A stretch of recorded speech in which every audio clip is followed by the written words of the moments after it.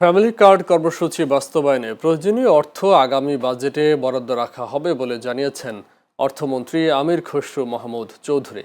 আজ সচিবালয়ে সাংবাদিকদের সঙ্গে আলাপকালে তিনি বলেন, ফ্যামিলি কার্ড প্রকল্পটি সরকারের একটি ফ্ল্যাগশিপ উদ্যোগ এবং এটি নির্বিঘ্নভাবে বাস্তবায়নে সরকার আন্তরিকভাবে কাজ করছে।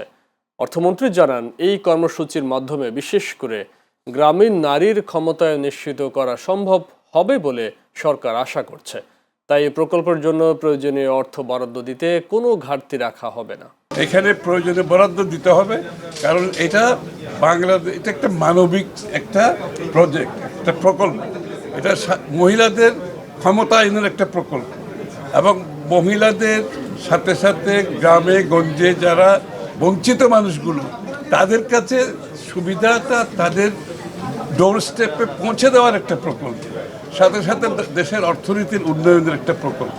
সুতরাং এই প্রকল্প সঠিকভাবে যাতে বাস্তবায়িত হয়, এর জন্য আমরা সিদ্ধান্তগুলো নিয়েছি।